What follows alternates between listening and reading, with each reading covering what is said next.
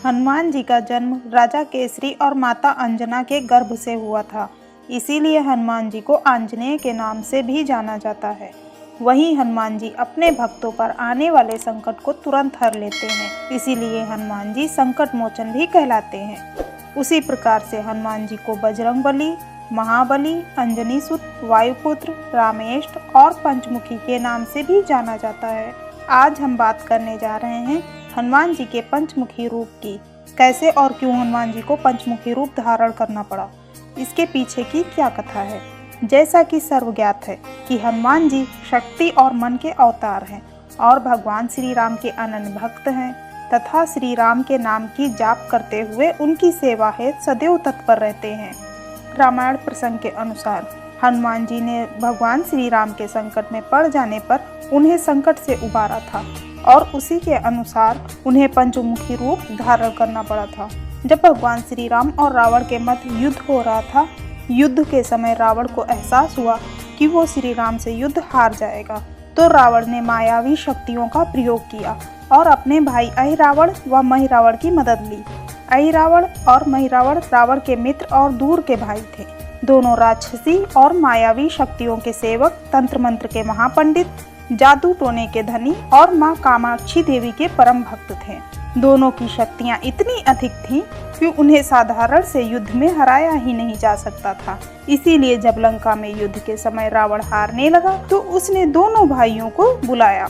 अहिरावण और महिरावण ने आकर अपनी मायावी शक्तियों से सभी को निद्रा में डालकर भगवान श्री राम और लक्ष्मण जी को मूर्छित कर पाताल लोक लेकर चले गए, जहां वो सोते हुए ही भगवान श्री राम और लक्ष्मण को माता कामाक्षी देवी को बलि चढ़ाने वाले थे। हनुमान जी को जब यह ज्ञात हुआ तो हनुमान जी वायु वेग से रसातल की ओर बढ़ गए।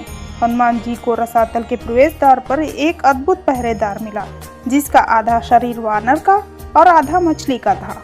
उसका नाम मकरध्वज था। उसने हनुमान जी को पाताल लोक में प्रवेश से रोक दिया। दोनों में भयंकर युद्ध हुआ। युद्ध के दौरान ही हनुमान जी को ज्ञात हुआ मकरध्वज उनका पुत्र है।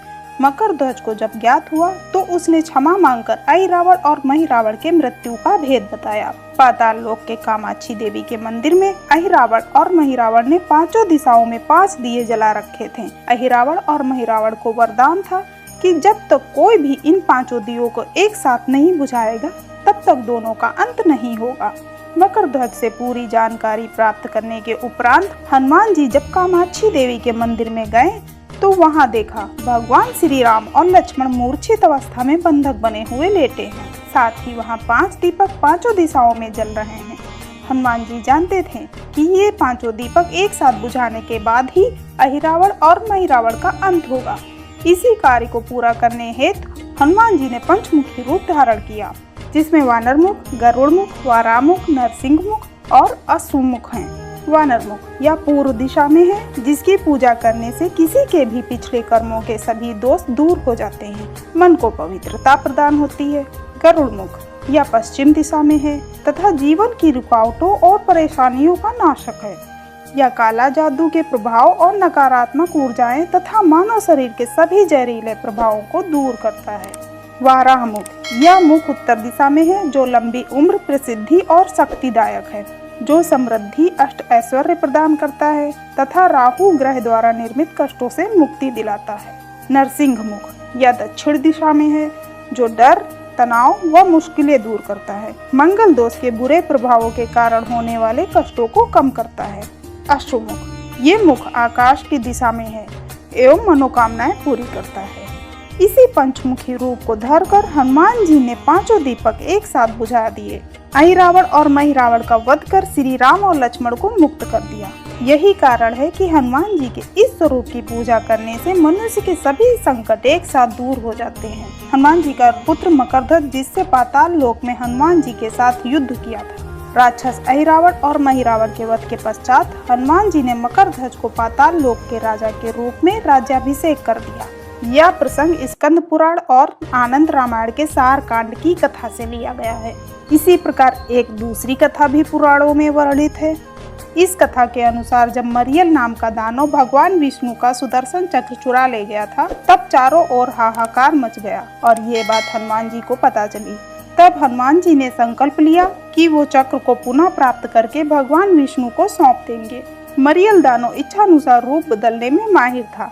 मरियल दानो को पकड़ना, उसे युद्ध में हराना और उससे भगवान विष्णु का सुदर्शन चक्र लेना बहुत ही कठिन कार्य था। हनुमान जी के प्रण पर विष्णु भगवान ने हनुमान जी को आशीर्वाद दिया। साथ ही इच्छानुसार वायुगमन की शक्ति प्रदान करते हुए गरुड़ मुख, भय उत्पन्न करने हेतु नरसिंह मुख, तीव्र गति के साथ ज्ञान प्राप्त हेतु हयग्रीव यानी अश्वमुख तथा सुख व समृद्धि हेतु वाराह मुख प्रदान किया। उसके साथ ही मां शक्ति पार्वती ने उन्हें कमल पुष्प और यम धर्मराज ने पास नामक अस्त्र प्रदान किया।